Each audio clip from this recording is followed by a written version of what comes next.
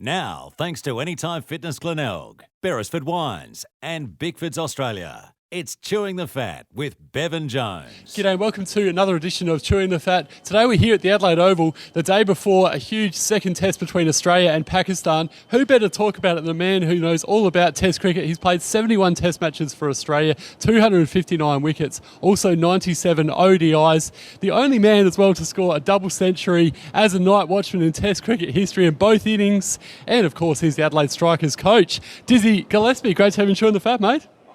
Thank you very much for having me, mate. So let's talk about that innings, that amazing innings back in 2006 against Bangladesh, where you scored a double century as a night watchman. Well, I mean, how long have we got? Look, it was a lot of fun. It was, we bowled Bangladesh out for about 190, I think, and then I got a tap on the shoulder from Ricky Ponting. Saying, look, if we need a night watchman, I'd like you to do it if we lose a wicket. And I was a little bit surprised. I thought, well, just get out there, but I'd sort of take the opportunity for sure. And so I managed to get out there and survive that night, and then just kept batting. I had a pretty simple game plan. I knew the spinners were going to be targeting the stumps, and so I just thought if I kept my front pad out of the way, look to hit the ball, and then when the ball was outside the stumps, try and play a positive shot and try to keep the scoreboard ticking over. I was never a fast scorer, but I had a simple game plan, and I was fortunate enough that it came off. And 1996, you made it debut against the West Indies in Test cricket. What was it like getting that baggy green? And talk to us through the game as well and how you went personally. Yeah, I mean, obviously, the dream to get your baggy green cap, and and it's a symbol of all the, I suppose the hopes, dreams, desires, and then and it's also a symbol of the hard work and dedication to the cause, and so it was great to get that. Played against at the SCG against the West Indies. My main memories of that were, one, going to Steve Remfrey, who does all the protective equipment here in the southern suburbs of Adelaide. I made sure I had all the protection, chest guard, arm guard, thigh guard, inner thigh guard. So I wanted to make sure, facing these West Indian quicks, if I had to bat, that I was well protected. And then also my spikes. The thread kept coming out, so I only had 2 pairs of spikes. So the thread kept coming out, so I ended up bowling some of the game with the couple of spikes missing. But look, a great experience, to play a test match at the SCG, and to take a couple of wickets as well. It was really satisfying. And, of course, you've had your fair share of injuries, Dizzy, but you've had an amazing career, as we spoke about, for those test matches and ODIs and a couple of T20s as well. But talk us through that career and how you ended up playing for SA and then going on to play for Australia. Yeah, I started Adelaide Cricket Club, and that was my local club. And it just, I did it like anyone. Went through the grades, played under 14 whites, and played some games in the Reds, and played under 16 whites, under 16 Reds, and then got to play in seniors cricket. And at the time there was 5 grades, so you started in either the D grade or the E grade, and you just worked your way up. And I did that like any other player, and then. I got selected. I got a late call up to the Australian under-19 side after playing for South Australian under-19s because I was playing a bit of A-grade cricket. Got called up to that, and then got a late call up. There was an injury. I think Brad Williams from Victoria, who then went to Western Australia in his professional career. He got injured before the under-19 tour of India, and I was a late call up, and so I went over there and. Learnt a lot. Learnt a lot about bowling in India on those conditions. We came across a young man by the name of VVS Laxman on that tour, and gee whiz, India under-19s, he played every game, even the tour games, and just hit 100 after 100 after 100. And and by the time he got 281 at Kolkata in 2001, I can tell you I was sick of the sight of the bloke. He just kept hitting us for mountains of runs. But look, so I went through that, and then I was fortunate enough to get an opportunity to get picked for South Australia, the back end of the 1994-95 season. So I played 3 games, including a Shield final. The one Queensland won their first ever final.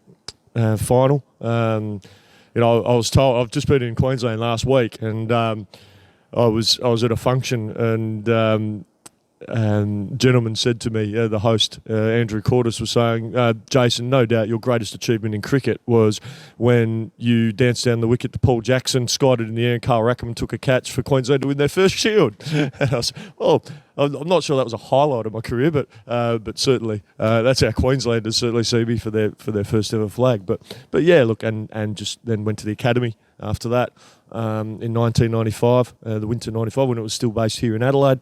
And then had a full summer of for South Australia, and then got a call up to the World Cup in 1996 as a replacement, injury replacement for Craig McDermott.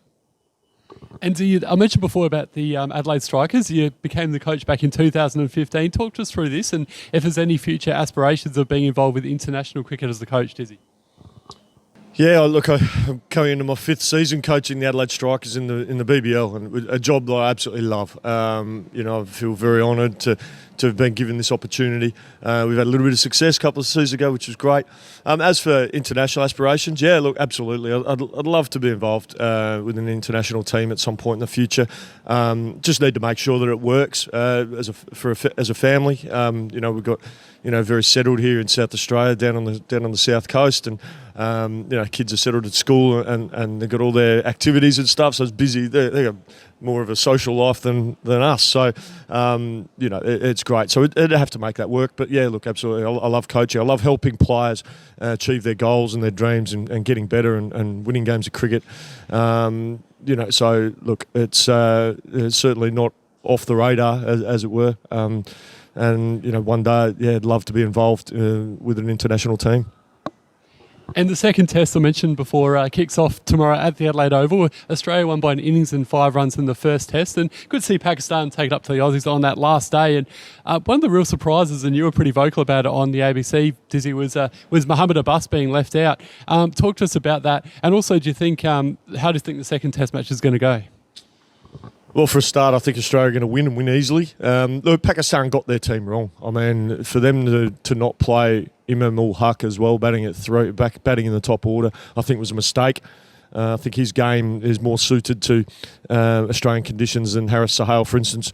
Mohammed Abbas not playing was just nonsense. Look, there's word out of the Pakistan camp is that he's lost a yard of pace. He was never rapid anyway. He's a medium fast bowler. I think they just missed a trick, and I certainly know the Australians. They fully expect him to play this game at Adelaide Oval, and they were very surprised that he didn't play. So I think Pakistan missed a trick there. But hopefully they can get their selections right, and we can have a really good game of cricket. But I fully expect Australia to win and win well.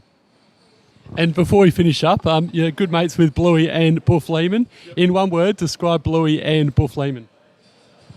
Well, Bluey's a bit of a Julio. After Julio Iglesias, he's smart dresser, make sure the hair's perfect and that. But look, he's a ripper, and he's making a real name for himself as a coach. He was with the Strikers a couple of summers ago when we won the title. He was great around the team.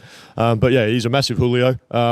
And Darren is a massive nerd. A bit like myself, we're not the sharpest dressers. We're not the best looking roosters going around either. So, but look, two of my great mates. Love seeing him do so well. Like Darren's done so well in the coaching and commentary and everything. And Bluey obviously commentates as well, but he's making a name for himself in the coaching game. And, it's so pleasing to see because, great guys, and love seeing him do well. You love seeing your mates doing well and having some success. Well, Jason, Dizzy Gillespie, it's been a pleasure having you on Chewing the Fat today. Of course, the second test kicks off tomorrow here at the Adelaide Oval, and we can hear the great man on the ABC grandstand. Looking forward to that. Thanks so much.